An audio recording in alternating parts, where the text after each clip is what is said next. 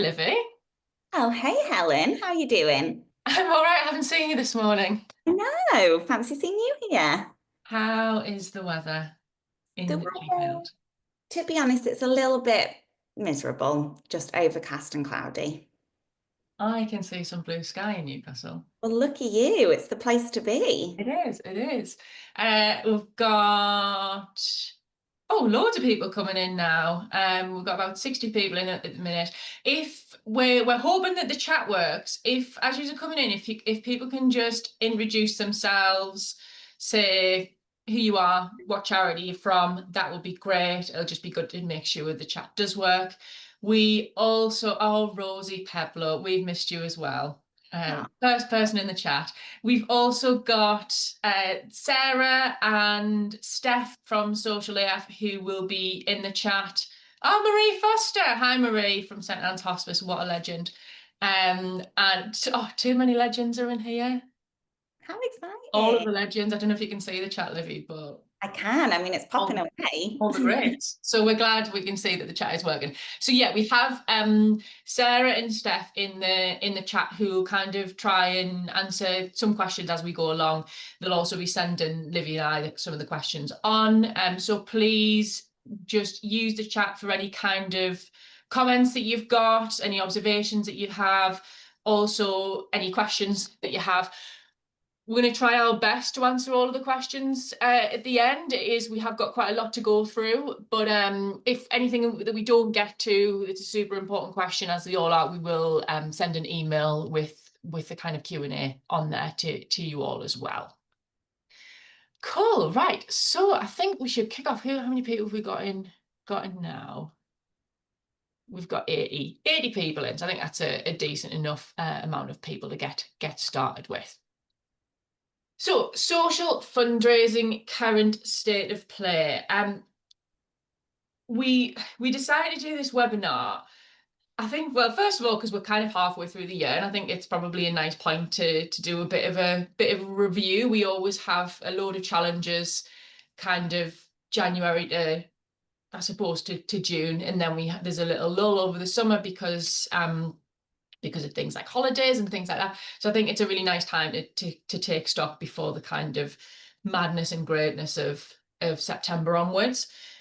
There's as always, I think we were talking, Livy, like more than any other, or whether it's just because we're in it, but more than any other type of fundraising and type of event and challenge event, there's so much kind of noise around social fundraising and Facebook challenges.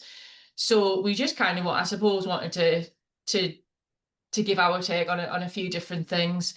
And we actually announced this webinar before we'd done any of the data for it. We wanted to be as honest as possible and as transparent as possible about kind of what's going well, what's not going so well as well. So we didn't really have an agenda before we started. We kind of planned this webinar. So so yeah, hopefully it's going to be helpful for you all. And just as a brief introduction, I think a lot of you kind of know us already, but I'm Helen. I'm the CEO at Social AF. I founded Social AF 4 years ago. It was our birthday last month. And Livy? And hello, I'm Livy. I am head of virtual challenges, so I kind of lead on all of our virtual challenges and work with our wonderful charity partners managing their accounts. Cool. And just a bit on Social AF, again, most of you know, so we are the experts in social media moderation. We're the only agency who work exclusively with charities in the UK for that. Here are just some of the charities that we work with. We've moderated, I think it's closing in on 200 challenges over the last few years. So we've got a bit of experience in them. So again, yeah, we think it's just a kind of nice time to launch this webinar. And today, again, quite a few things we're covering. We're going to do a really brief recap on challenges over the years. We're going to look a bit at performance data last year versus this year so far. We're going to explore some kind of current talking points, and then we're going to look a little bit about what the future might hold. So as a really brief recap, and I know most of you in here will be super familiar with the concept of Facebook challenges. So why have they been successful? They were actually created, oh God, I want to say 7 or 8 years ago, by an Irish charity. But they really kind of rose and came in the mainstream during the pandemic. The whole point of them was to kind of keep supporters on their preferred platform and give that really frictionless supporter journey experience. So for those of you who remember virtual challenges before this concept, it was market maybe on Facebook. Once they've showed interest, send them to the website, get them to sign up. And then you get to sign up through, then you'd spend loads of time emailing and ringing people to get them to set up the Just Giving page. It was a proper chore in terms of the fundraiser side of things, but also the participants. So it kind of, not many charities managed to nail it. And that was what Facebook Challenges really nailed. They kind of abandoned that registration flow, and it was see the advert on Facebook, click to complete your lead form, join the group, register and activate your fundraiser, and it's automatically shared onto your feed. So in a lot of cases, we'd see within the space of 5 minutes, someone seeing the ad and actively fundraising and kind of hitting the ground running. So it really turned things on its head, and they've been incredibly successful over the years. And just looking at average raise year on year, full disclosure, we started doing challenges in 2021, but I didn't write any of the data down for it. I remember we had £1 million challenge in there, so it will have the indicative income. So that's just basically average raised across all of our challenges. The average raised is for 2021 was much higher than even 2024 is shown. So there's a real boom in challenges at that point. It was very much kind of like a press, maybe I'm doing it a disservice, Liv, you smashed some challenges back in the day, like press go, and it was incredible. Yeah. So we saw a massive boom in 21, it dropped down in 22, and then is gradually increased in 23, and 24 was an incredible year. And yeah, what will 2025 bring? I hear you all ask. So what we've done is we have looked at all of 2024 versus 2025 so far. Just a couple of disclosures. The data that we've used is only data that Social AF have. We do work with around about 25 charities per year on these challenges, so it's a pretty hefty data pool. We've started working with a pretty big cancer charity this year, and we've removed the data from that because so their data isn't included in this because it massively skews the results in a really positive way, and we don't want to say to you, oh well, all charities should be raising £1 million, because that doesn't make any sense. So we've tried to make the data as kind of fair as possible with that. So we're going to just chat through an overview. We're going to do some comparison of those kind of flagship established challenges and look at how they're performing. And then we're going to revisit that graph of average raised year on year and see where we're sitting. So just a bit of a snapshot. That important note was what I told you about the data before. I was just making sure I didn't forget it. This is kind of what we're seeing across our challenges. Pounds raised per group member has increased by 13%. So it's actually now over £57 per group member. We've been chatting about how a couple of years ago we created a whole load of benchmarks which were engagement based and also pounds raised per group member. That benchmark used to actually be just over £28, and we need to revise that now because challenges are far surpassing that on a very regular basis, and that didn't happen 2 years ago. So that's really, really positive news. The volume of group posts, so people posting onto the group, has decreased slightly. It's reduced by 1%. We've got some stuff on comments a bit later on in here as well. Group sizes have also decreased. We're going to talk about cost per lead, but that's a big reason why. So we've seen just over 10% decrease on average of group sizes. Active fundraisers, in good news, have increased by 18%. Again, we're going to mention it slightly later, but a lot of that is to do with these kind of the new activation incentives that were kind of trialed last year, but are very much regularly used this year. And then finally, active members in the group. So that means people who do something on a group on a day, whether it's they post, they like something, they click into a video. So that's them kind of being active in the group. So that's decreased ever so slightly by 2%. Next up, established challenges. So what we mean by this is charities who have flagship events, whether they do 100 miles in March every single year, 56 miles in February every single year, etc., etc. So those ones that are kind of the non-negotiables that charities will always do. Now, we've got 7 charities that we have this data for, and you'll see from last year, 24, to this year, 25, it's been a bit of a mixed bag. We've probably about half, and Livy hates this graph because there's so many lines. For those of you who know us, I am obsessed with graphs and charts, and Livy is not obsessed with graphs and charts. So the first thing she said when I showed her this was, but the kind of nuts and bolts of it aren't too important, but what you can see is basically around about half of charities improved, around about half regressed. We didn't include, again, because we didn't want to skew the data and it made the graph look even worse.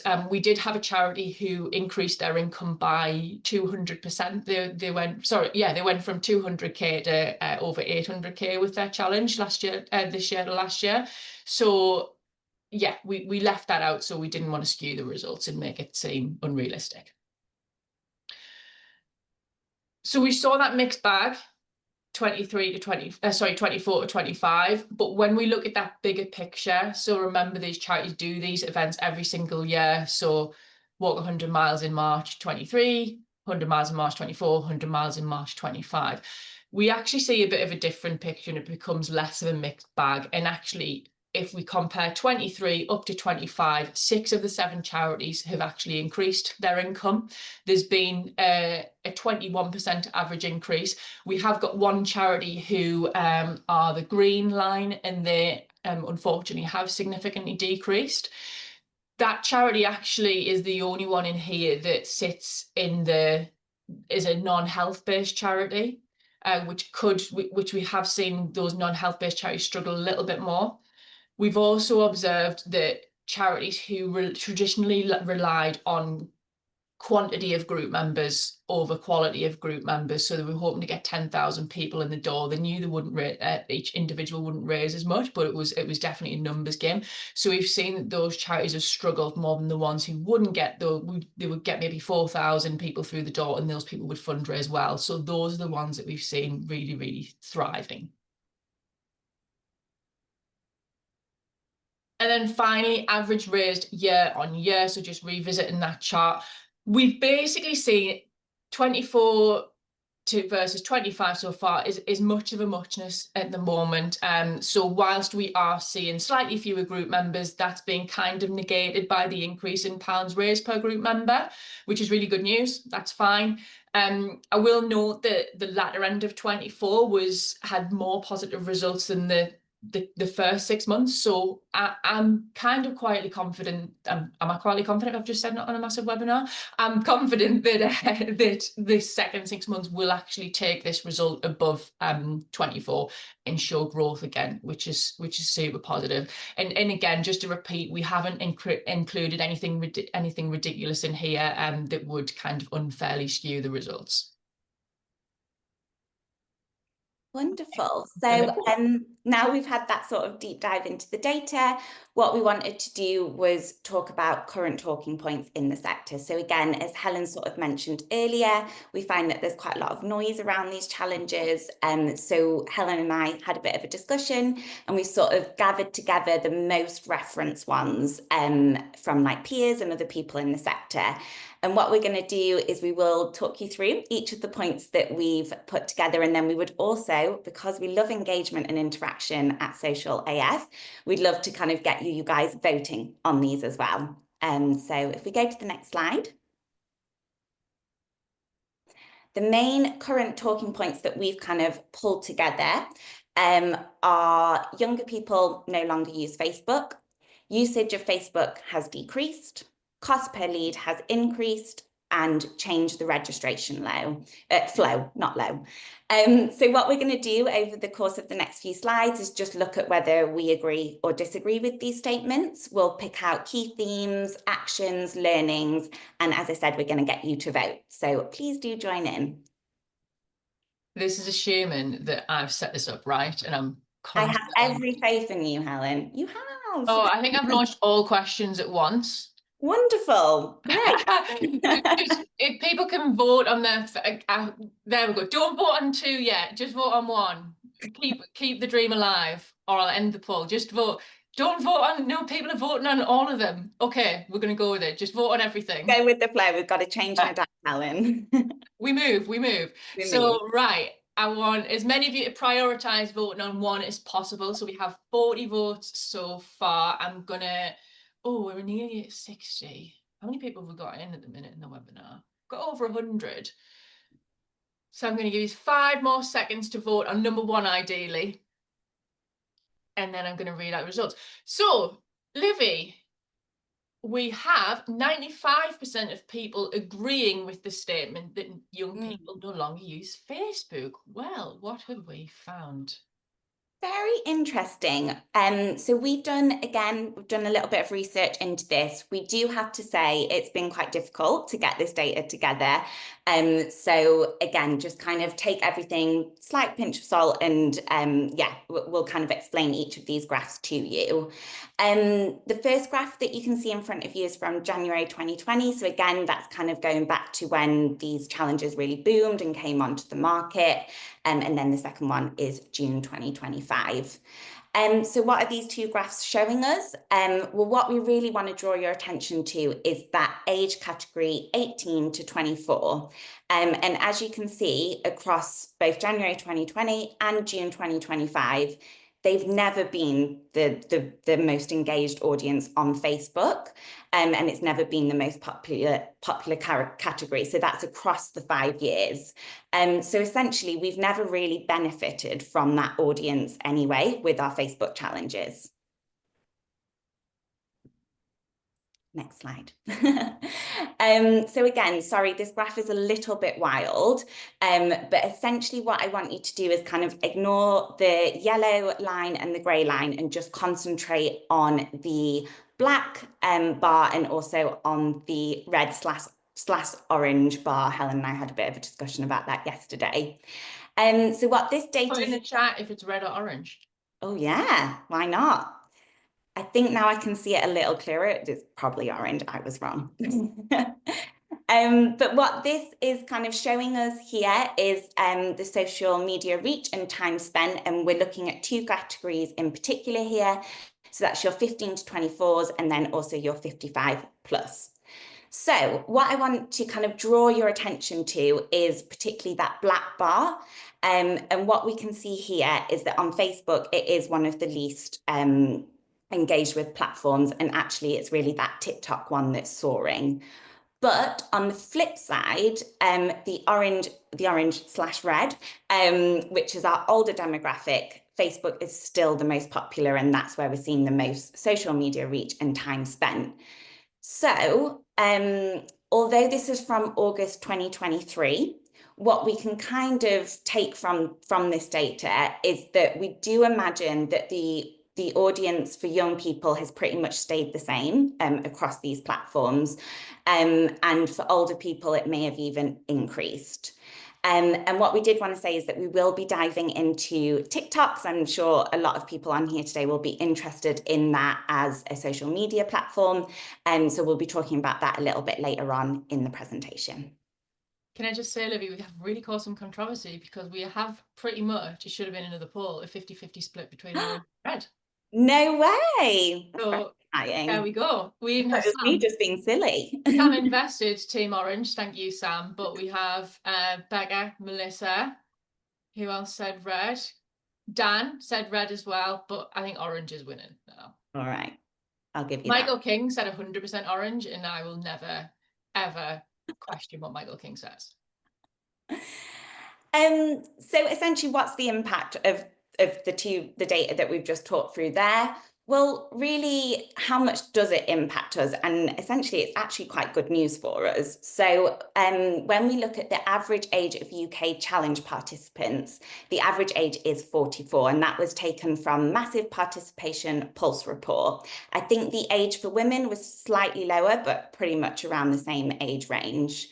And when we looked at our most popular group age, the demographic was 35 to 44. So if you think about your typical supporter, it's unlikely to be an 18-year-old anyway. So young people no longer using Facebook isn't actually over concerning for us, as they aren't really our key demographic. So do we agree or disagree with this statement? Drum roll. We agree with it. But essentially, I guess what we would say is that it's true, but it's not really a big issue. And I think our kind of thinking around this is that you just really need to consider your supporter age and the demographic.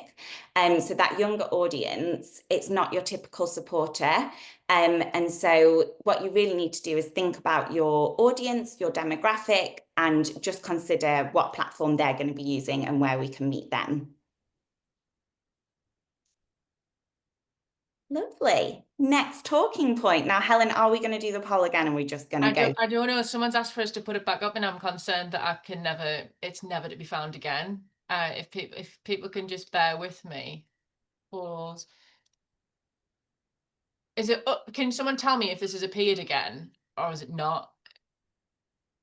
I'm not getting anything. I did last time, sadly. Wait, I'm going to just note down the results, and I'm going to end it, and then I'm going to restart it and see if it works. And if I haven't, then I guess, Helen, people can just vote in the chat. Relaunch poll. Okay, we're continuing. I'm starting again from 0. Go. So you have 30 seconds to vote on number 2.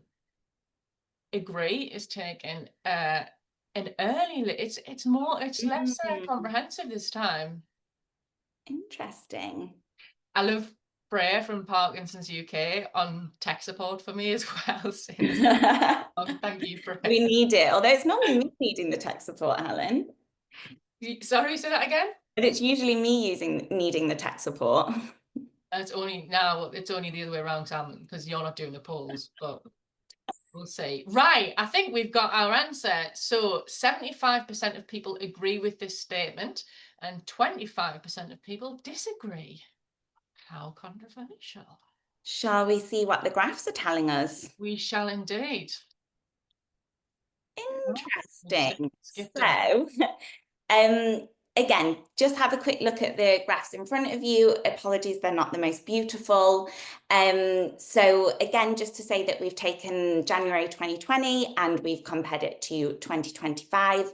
A few of you probably will have noticed that one of them is the world's most used social platform and one is just for the UK. But we kind of feel like behaviours will be pretty similar. So in the UK, Facebook is still the second most used social media platform, and that falls just behind WhatsApp. So just to kind of reassure people, although it has decreased, it is still incredibly popular and widely used. And in terms of usage, it hasn't dropped down that significantly. So again, I think there's a lot of talk around this kind of like decrease, but the kind of data suggests that people are still using the platform, and it is still super popular. And when we look at the actual time spent on across the month, Facebook is still the third most popular, and it's averaging just over 15 hours per month. Unfortunately, we couldn't find any data from 2020, but essentially, Helen and I were talking about this, 30 minutes a day is still like pretty fine in terms of the average time that people are spending on the platform. It's enough time to kind of see the ad, sign up, and then engage on the group. I know a lot of you will be looking at TikTok and thinking, whoa, that one is definitely, people are spending a lot of time on there. So again, we will cover that later on, and we'll have a bit of a chat around TikTok, but just to reassure you that Facebook is still being highly used. And by the way, everyone, we will be sharing these slides, so don't stress if you can't quite see all the stuff on the graphs, or like don't stress about taking screenshots. You'll all get these slides.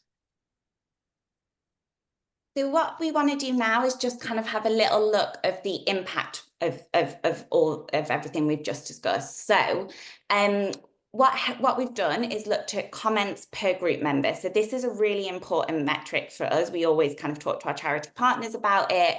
And essentially how we find this data out is that we look at the total comments on a group, and we divide it by the total group members. So that provides us with the average comments per group member, and it means that we can compare a group of 1,000 participants to 10,000 participants. So what we did is we had a look at our top performing challenges from 23 to 25, and what you can see is that the average comments per group member has decreased. So yeah, that would kind of support that the usage of Facebook is decreasing. However, on a more positive note, what we did, again, we looked at our top performing challenges, and we looked at the pounds raised per group member. And what you can see is that the average raise has actually increased over the years. So what does this mean to us? Well, essentially, it's not really ringing any huge alarm bells. So we are seeing what we're seeing on the groups. I think you'd probably agree, Helen, and I know our moderators kind of feed this back to us, is that we're having more quality conversations, and engagement overall has improved, and we're just doing kind of less firefighting.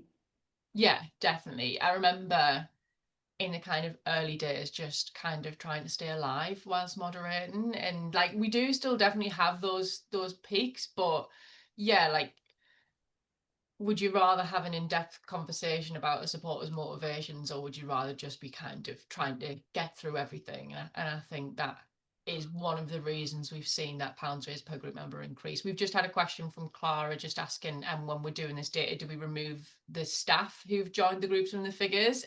No, we don't. To be honest, the numbers are pretty negligible in terms of the amount of staff who'll join, so it doesn't really make enough of an impact to remove them. And it's worth mentioning as well, like the comments per group member figure also includes admin comments as well, which obviously that does have an impact, but that's also a really important metric, because if you have an admin who comments once across the lifetime of the group versus 200 times across the lifetime of the group, there's probably no kind of prizes for guessing which admin will have had the biggest impact on participants. Perfect. So, do we agree with this statement? And the answer is yes, we do agree with it.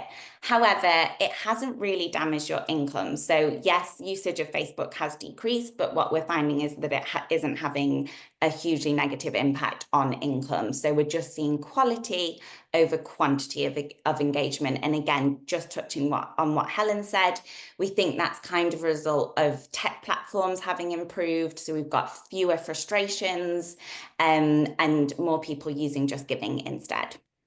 Yeah, if you definitely, and people in the chat will be able to remember as well, times when we could only use Facebook fundraising for these challenges, just the amount of people who donations would go missing, they couldn't donate, two-factor authentication was a thing.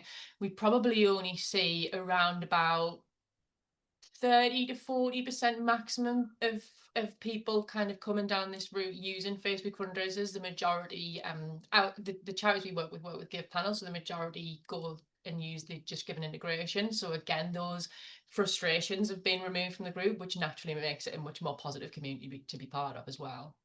Yeah, and with more people using Just Giving, we're also seeing like a higher average gift per head. So yeah, all pretty positive. Yeah, much significantly higher. Okay, next up we have cost per lead has increased. So I'm going to relaunch the poll. And please vote on option 3. Cost per lead has increased. Do you agree or disagree with this statement? What's your predictions, Libby? Because I know you can't see the results. What percentage? I would say agree. I think a majority will agree. I think majority. I'll go for 78%. Oh, you're not far off. It's exciting. Well, it certainly is. We have 84% agree, and well, now 17%, 83, 17% disagree. Mhm. So I'm gonna end this poll. I can share results to show everyone what happened.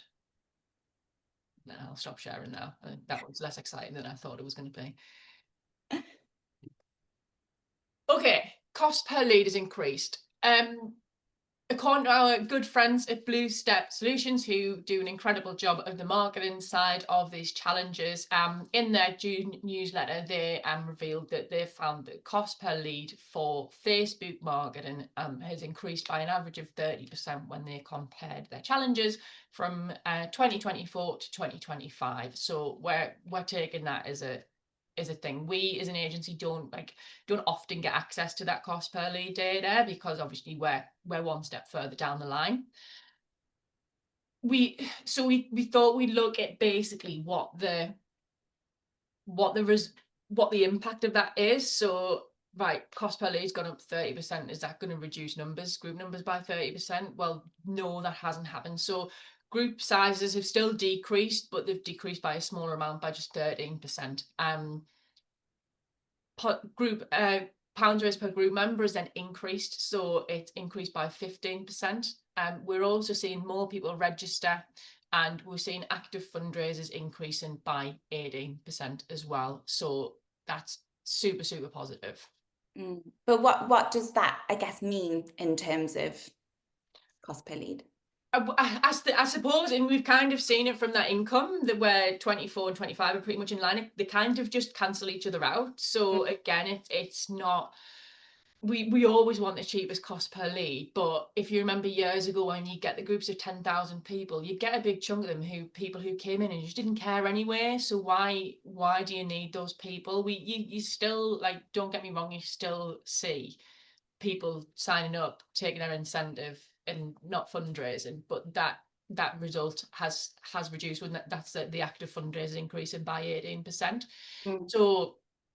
So yeah, we're seeing less of those time wasters through the door, and the quality of the lead has increased as well. And again, within reason, you'd choose quality over quantity for these challenges.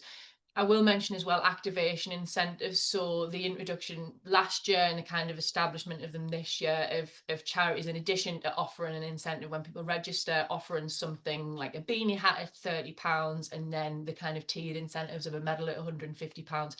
But that beanie hat or whatever at £30 has had a massive impact on those activation levels. And that's what's good about these challenges is kind of charities, agencies, tech platforms are always developing and making things better and easier and more effective. And that again is all contributed to kind of negating that increase in cost per lead.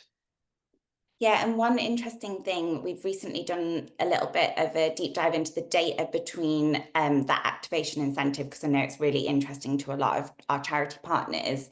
And we found that on the average for challenges and charities that use that activation incentive was 30% active fundraisers, in comparison to a 23% activation rate for those challenges that didn't use them. So it definitely is having a positive impact. And that's 30% of group members as well, not just leads. So that's, again, the benchmark that was set for active fundraisers years ago was 25%, which always felt like it felt a bit mean at the time. It was charities struggled to hit it, but now again, charities are comfortably, who are using this activation incentive, like Livy says, hitting that 30% level. So it's worth that investment. Emily, I know you've asked if we have any benchmarks for cost per lead. We don't, because we don't do the marketing, but I'm sure agencies like Blue Step would be able to give you some really good insight into that. So do we agree with this statement? Well, I think it's pretty obvious. Yes, we do agree, but again, it's not a drama. It's fine. Like, the cost of everything goes up. Like in life, it's never gonna stay stagnant. In the cost per lead, or like, Clara's made a really good point saying just that it's auction based, and when the algorithm learns, you'll pay more than it'll cost more. And from her experience, it's like that for everyone.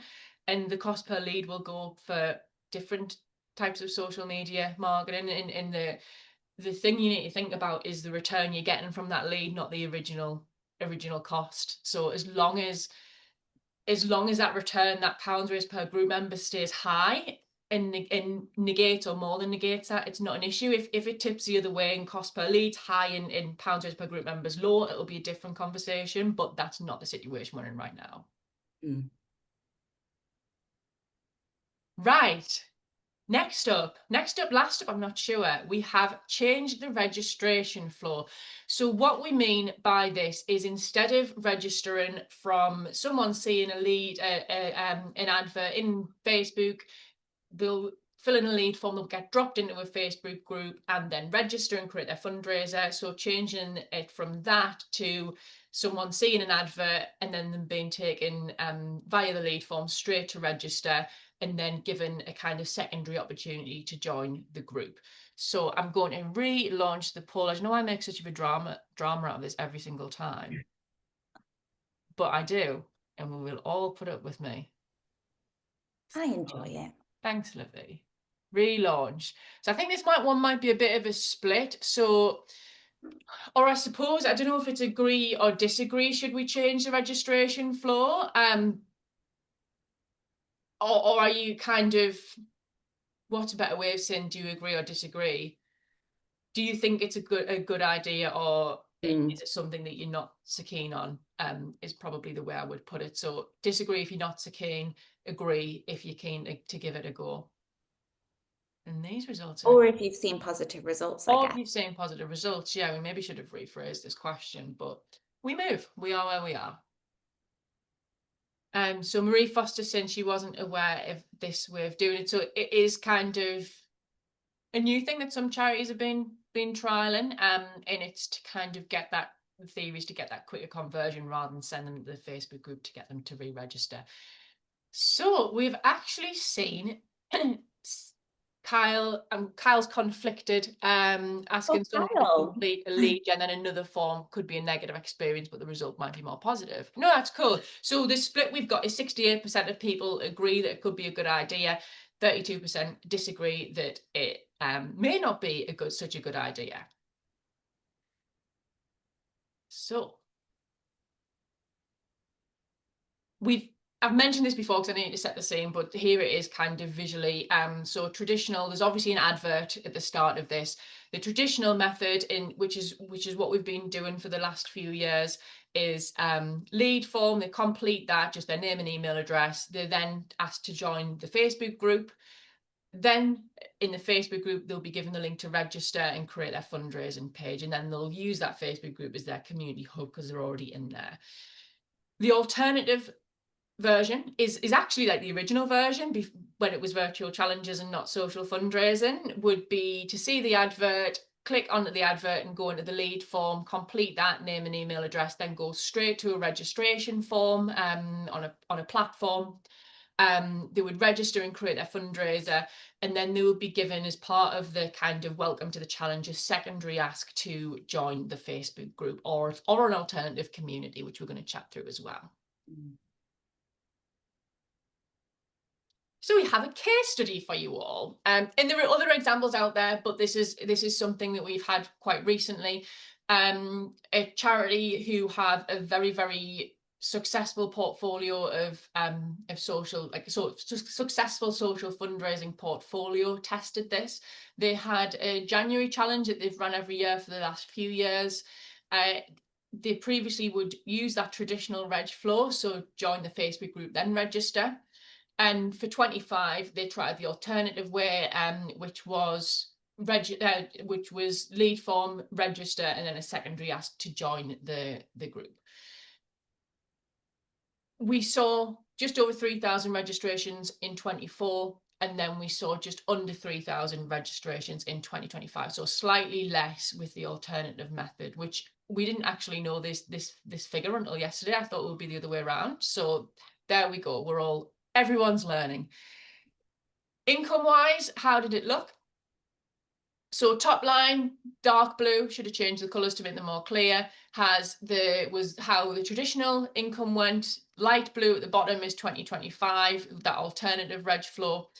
What you'll see for the first 4 weeks, the income was neck and neck, and the charity kind of thought, well, this is great. Like the group's taking less time, everything's going really well. Was there a slightly higher average gift maybe? But what we found is once the challenge started, I mean, it obviously it didn't flatline, but the income slowed down, and that kind of traditional reg flow from the previous year very much took off and significantly kind of, well, basically massively wiped the floor with the other way. So we did see, first of all, a significantly smaller group because people weren't joining that by default, and we saw over a third of a decrease in income, which was probably not what you want from your event. And we were chatting, Livy, about why we think this happened, and we kind of listed a few things out. So we first of all think we always talk about how important the community is to move someone from feeling like they're doing a challenge on their own to doing a challenge amongst thousands of other people, albeit in a virtual environment. And that brings quite a few different things. So basically, it brings that accountability. So everyone else is doing it. I can see everyone else is doing it. I'm gonna do it as well. That momentum side of things, again, on the group, you've got people encouraging each other every day, admins encouraging you do you run, you walk, and an admin congratulate you on that. So like, that's nice. Like, that in social media instant gratification is a nice thing for people to have. So we think in terms of kind of dropout, so people not completing the challenge would have been a lot higher for this new registration flow, because you don't constantly have that encouragement and engagement. And also things like no one being there to alleviate concerns. So if you see walk 100 miles in a month, it's a half decent commitment. So if you see an ad, the ads don't tell you much. If you then go straight through the registration form, like, that's quite a big thing to commit to. So that's probably why we saw fewer registrations, and maybe the ones who registered kind of maybe had second thoughts. Whereas when someone joins a group, so instead of registering, they dropped into the group, first of all, they can see, right, well, there's hundreds, if not thousands, of other people taking part in the challenge. There's I've got a bit of a concern about what if I don't quite reach the 100 miles, and the admins alleviated my concerns. So there's like, that makes a difference. Also, a big thing that always worries me is when someone joins a group, if they join the group on day one of marketing, you've got, as a charity, as admins, you've got a month's worth of time to convert those people into registrations, into active fundraisers. You can tag them in welcome posts every day. We can do various things to engage people. If you're sending someone straight to registration, well, you've got that one point when they go to registration to decide, okay, I didn't know much about this information, this event, and now I've got to make this big commitment.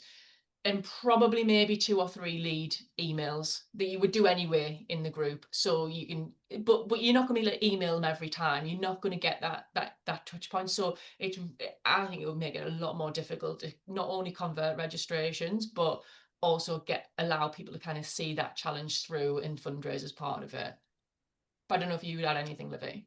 Yeah, and I remember when working on this challenge, I think one thing was like that the charity reported back was that loss of momentum. So if you're on the group, you've got other people, they're cheering you on, especially towards the end of the challenge where we do see that drop off of an engagement. And like, I think just being part of that community, it's just that extra support to push people like over that finish line, which I think is really key. Because if we look at where that drop off was in sort of like income, it was towards the latter part of the challenge. Yeah, 100%. So no surprises. Do we at Social AF agree with this statement that you should change the registration flow? No, we don't. We think and see the evidence that the kind of common traditional registration flow outperforms the alternative one. So However, I was just going to add, in some instances, we can't force the traditional one, which we're going to talk about soon. So we're now going to have a look into the future. How exciting. But we are just going to cover what the future holds. So having a quick look at alternative platforms. We're going to look at communities, a couple of new communities, and give you some kind of pros and cons on them.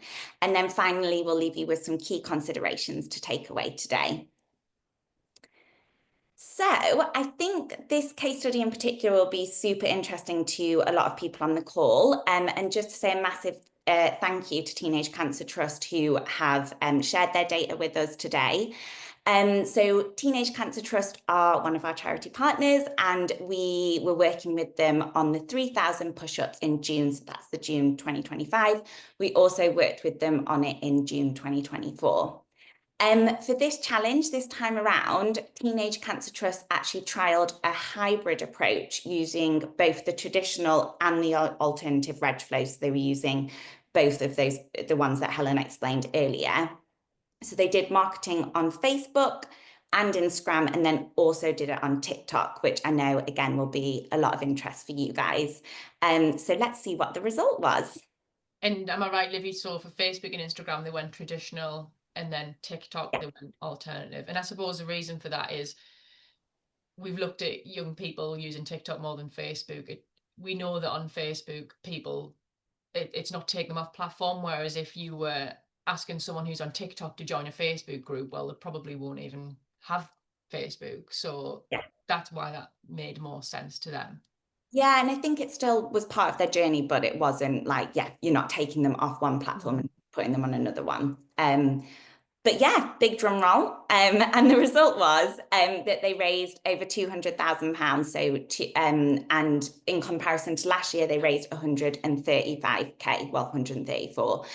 So that's a huge boost in income. And what was quite exciting is the Facebook audience, they raised 20k more than last year, but also they were able to bring in over £50,000 from their TikTok audience. So that's super exciting.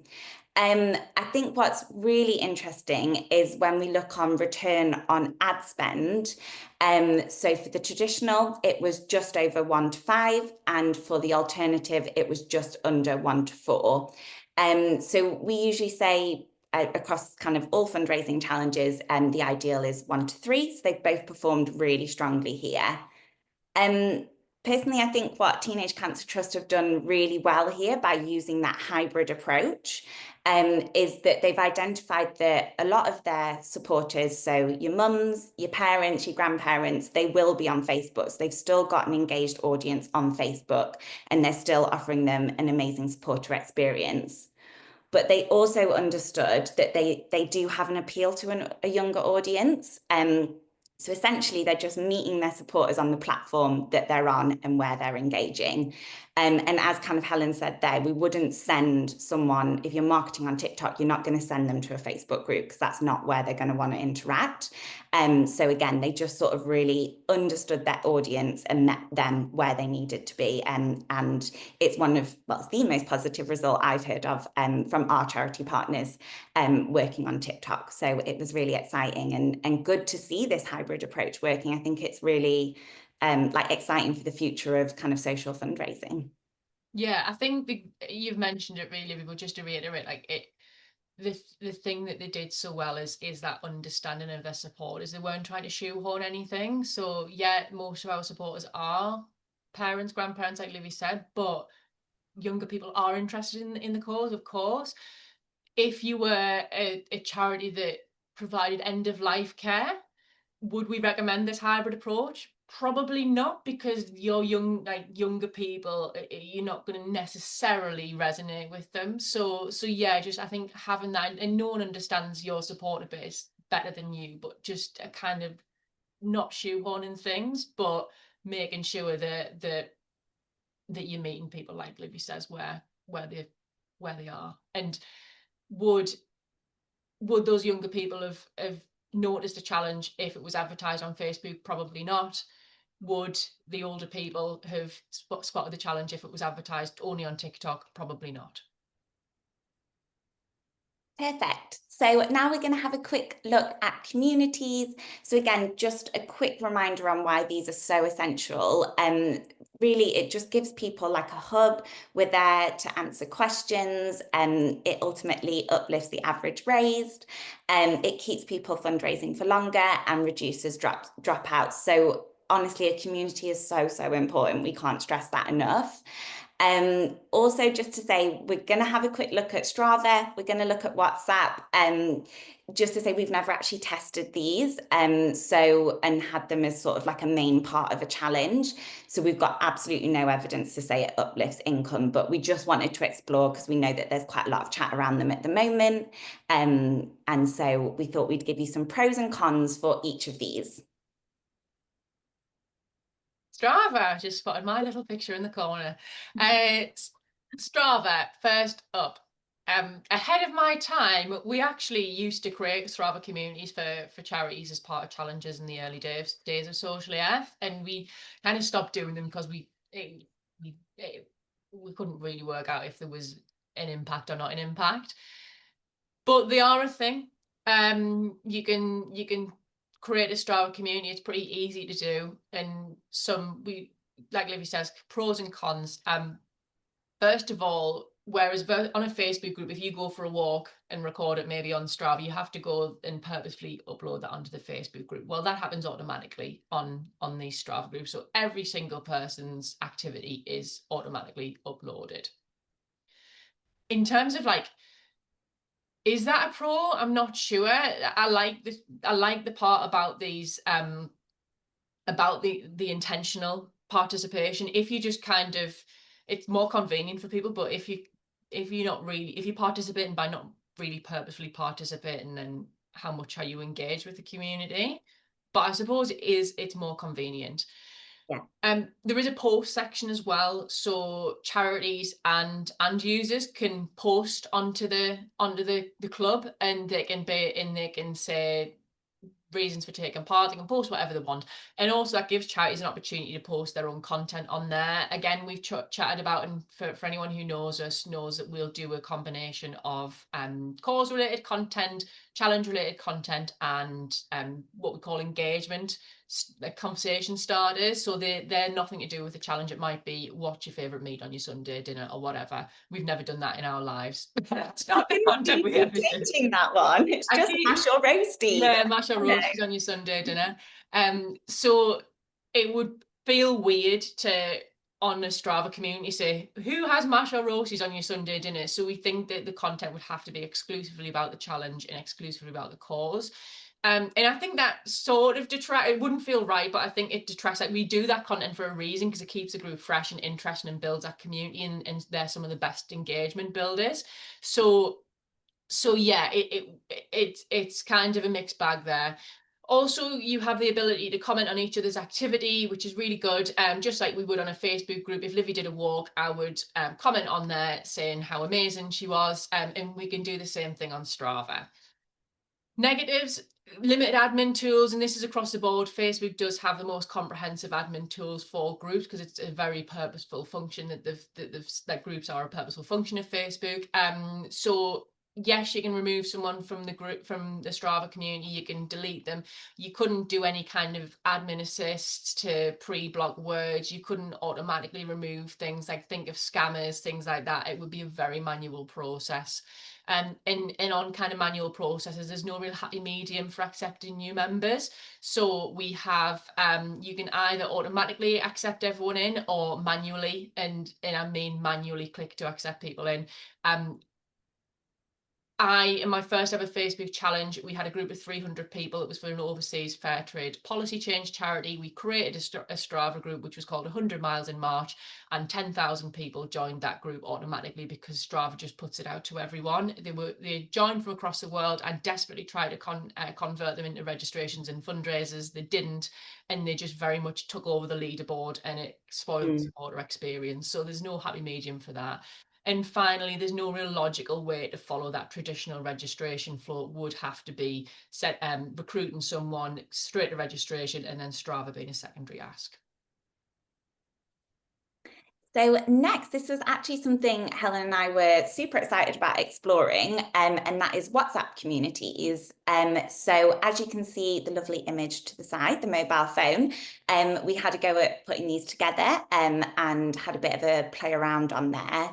So as you can see, you really easily create a community, and on there you kind of have that main channel, and then it's kind of subgroups and sub channels that you can opt into.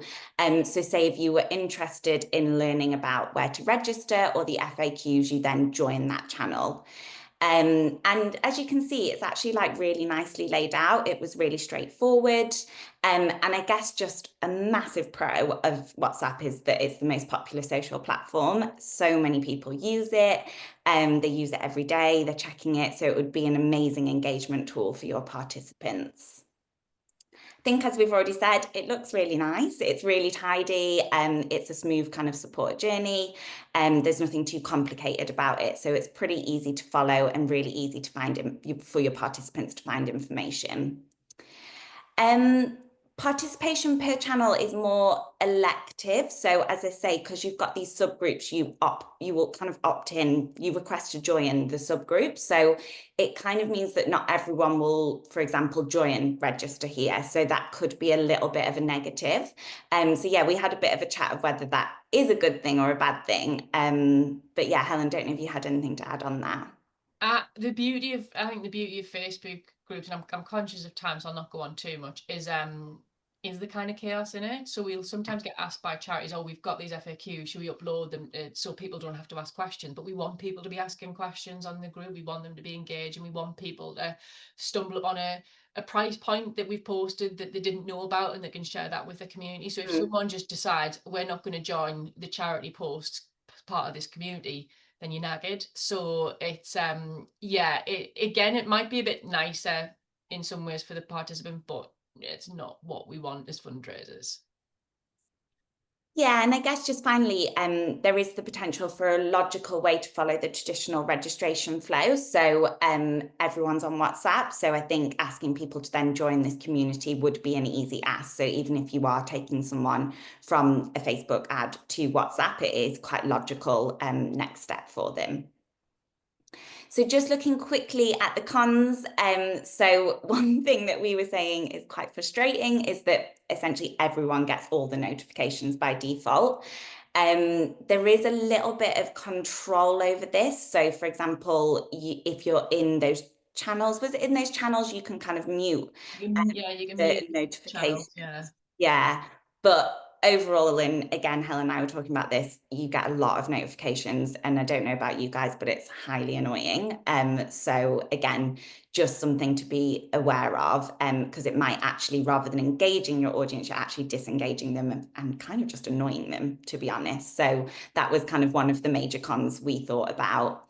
Participation is super public. So again, we would just probably have to change how we're moderating these groups. It wouldn't be similar to your Facebook community. So for example, on Facebook, you place a comment and one of our moderators would respond. The likelihood is that you would be the only individual to see that response. Whereas on WhatsApp, it's all very public and we would be responding. So it kind of loses that personal element to it. So again, we'd probably just have to change how we're moderating this group. Similar to Strava, admin tools are super limited. So removing people from the group, you can't give feedback. Again, just kind of like how you'd manage those scammers. And we don't have that kind of admin assist tools. And last but certainly not least is the GDPR. So we're really thinking all about your compliance teams.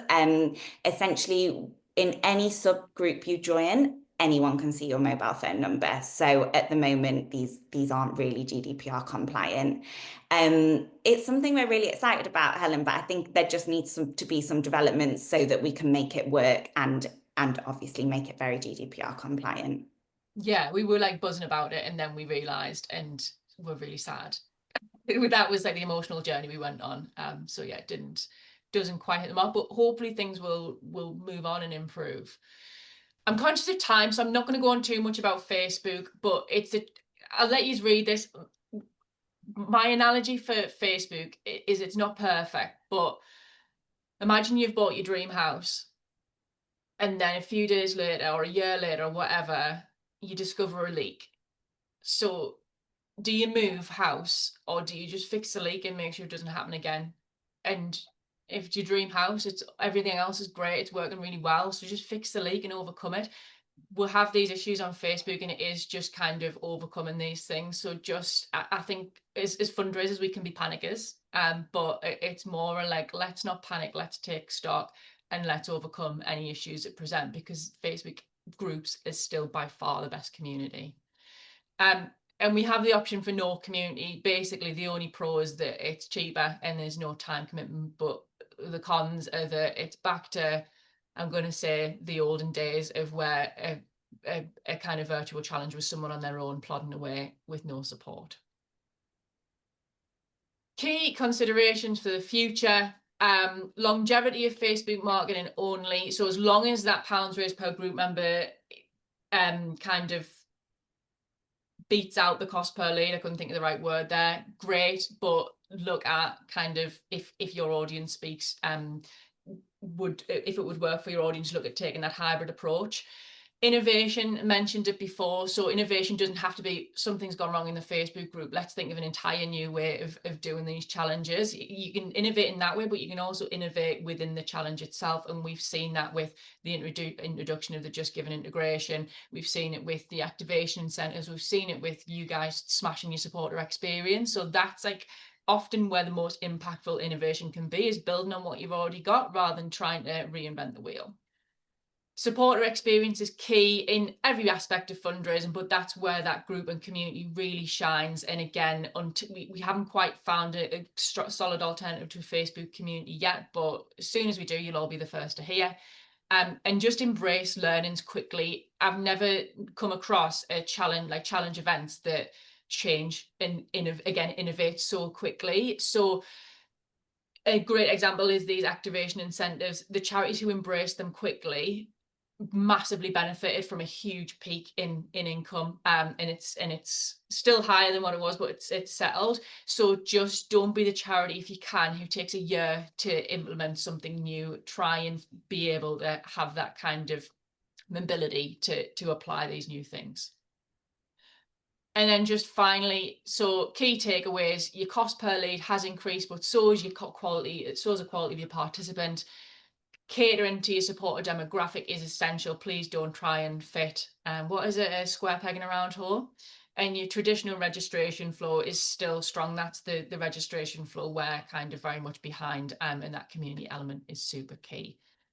We have run a couple of minutes over, so we don't have time for any questions, but I know that Steph and Sarah have been kind of noting everything down, so we will send an email with the answers to the questions. Slides will be available, Sarah says, via our website next week, so there we go, and you'll all be sent the Zoom recording as well.